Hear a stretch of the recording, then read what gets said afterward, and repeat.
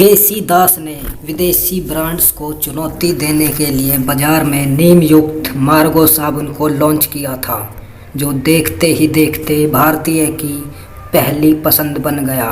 आखिर क्या थी मार्गो साबुन की शुरुआत की कहानी, बताते हैं आपको विस्तार से, तो देखते रहिए इस वीडियो को। वीडियो का टाइटल है स्टोरी ऑफ मार्गो सोप फाउंडर केसी दास एपिसोड 1। क्रांतिकारी खगेंद्र चंद दास का जन्म 1845 में बंगाल के एक संपन्न वैद्य परिवार में हुआ था। उनके पिता का नाम राय बहादुर तारक चंद्र दास पेशे से एक न्यायाधीश थे। ऐसे में केसी दास पर बचपन से ही उनके पिता के पद का जोर था, लेकिन उन्होंने देशभक्ति की राह पर चलकर अपनी एक अलग पहचान बनाने की ठानी।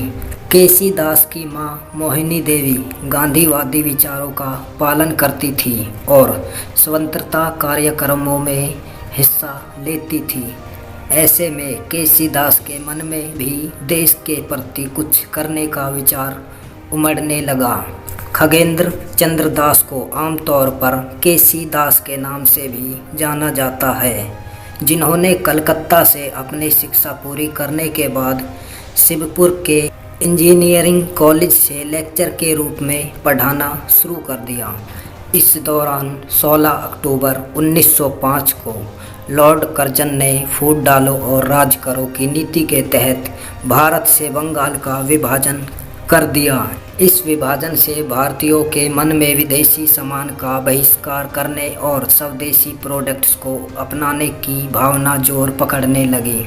ऐसे में अंग्रेज़ों को रोष दिखाने के लिए भारतीय लोगों ने ब्रिटिश उत्पादनों का इस्तेमाल करना बंद कर दिया था, जबकि स्वदेशी सामान की खरीद करने लगे। इस दौरान केसी दास भी अपने स्वदेशी प्रोडक्ट्स बनाना और बेचना चाहते थे, लेकिन उस समय पढ़ाई के चलते उन्हें व्यापार से किनारा करना पड़ा था।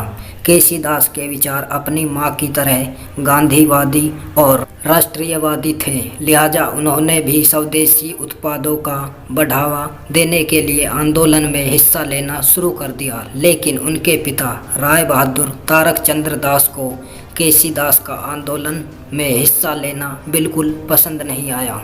केसी दास के पिता ब्रिटिश सरकार के अंतर्गत कार्य करते थे और वह कुछ उच्च पद अधिकारियों के करीबी भी थे। ऐसे में उन्होंने अपने बेटे को आंदोलन में हिस्सा लेने से मना कर दिया, लेकिन केसी दास ने अपने पिता की एक भी ना सुनी, जिसके बाद उनके पिता ने उन्हें विदेश जाकर पढ़ाई करने का आदेश दे दिया। हालांकि खगेंद्र चंद्र दास ब्रिटेन जाकर पढ़ाई नहीं करना चाहते थे, लेकिन इसी दौरान उन्हें Indian society for the advancement of scientific industry की तरफ से स्कॉलरशिप मिल गई।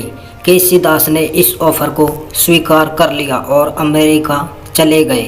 केसी दास ने अमेरिका में स्टैनफोर्ड यूनिवर्सिटी से पढ़ाई की, जहां से उन्होंने साल 1910 में केमिकल साइंस में ग्रेजुएशन की डिग्री प्राप्त की।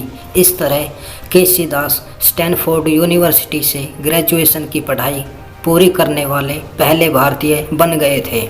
ग्रेजुएशन की पढ़ाई पूरी करने के बाद केसी दास जहाज़ में सवार होकर जापान के लिए रवाना हो गए और वहां पर कुछ दिन रुके।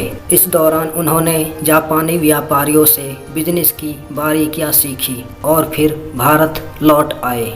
इस तरह भारत लौटने के बाद केसी दास ने साल 1916 में कलकत्ता में अपनी केमिकल की कंपनी की शुरुआत की, जिसमें RN सेन और BN मेत्रा ने उनका साथ दिया था। इस तरह साल 1920 तक दास की कंपनी का विस्तार हो गया था, जिसके बाद उन्होंने टॉयलेट का सामान बनाने का काम शुरू किया था। इस तरह केसी दास भारत के केमिकल कंपनी के मालिक बन गए, जिसके बाद उन्होंने स्वदेशी सामान को बढ़ावा देने के लिए नीम के पत्तों के रस से तैयार मार्गो साबुन और नीम टूथपेस्ट की शुरुआत की। केसी दास की कंपनी द्वारा बनाए गए मार्गो साबुन और नीम टूथपेस्ट को देश के हर वर्ग के व्यक्ति के लिए बनाया गया था, ताकि लोग ब्रिटिश सामग्री का बहिष्कार करके स्वदेशी सामान का इस्तेमाल करना शुरू कर दें। इस तरह देखते ही देखते केसी दास द्वारा लॉन्च किए गए प्रोडक्ट्स की मांग तेजी से बढ़ने लगी, जिसके बाद मार्गो साबुन और नीम टूथपेस्ट का व्यापार कलकत्ता से बाहर अन्य शहरों में भी फैलने लगा। इसके बाद भारत के दूसरे शहरों में मार्गो कंपनी की ब्रांच खोली गई और कंपनी का विस्तार होता चला गया, जिसकी वजह से मार्गो दक्षिण पूर्वी एशिया का सबसे प्रचलित ब्रांड बन गया। इंटरनेशनल बाजार में भी मार्गो की बढ़ती मांग की वजह से सिंगापुर में भी कंपनी का एक प्लांट लगाया गया। मार्गो ब्रांड की शुरुआत भले ही ब्रिटिश उत्पादों को चुनौती देने के लिए की गई थी, लेकिन आज यह ब्रांड भारत में 100 साल से भी ज़्यादा का समय पूरा कर चुका है। लेकिन इस समय केसी दास दुनिया में नहीं रहे, क्योंकि साल 1965 में उनकी मृत्यु हो गई थी। लेकिन केसी दास ने अपनी मौत से पहले मार्गो की कामयाबी देख ली थी, जिसकी वजह से वह दक्षिण एशिया के सबसे प्रसिद्ध बिजनेसमैन के रूप में अपनी पहचान बना चुके थे। आज मार्गो साबुन भारतीय और इंटरनेशनल बाज़ारों में 100 से अधिक वर्षों का सफ़र पूरा कर चुका है। दोस्तों, कैसी लगी आपको जानकारी? अगर जानकारी अच्छी लगी तो वीडियो को लाइक करके चैनल को सब्सक्राइब जरूर कर देना ऐसे ही एपिसोड्स देखने के लिए।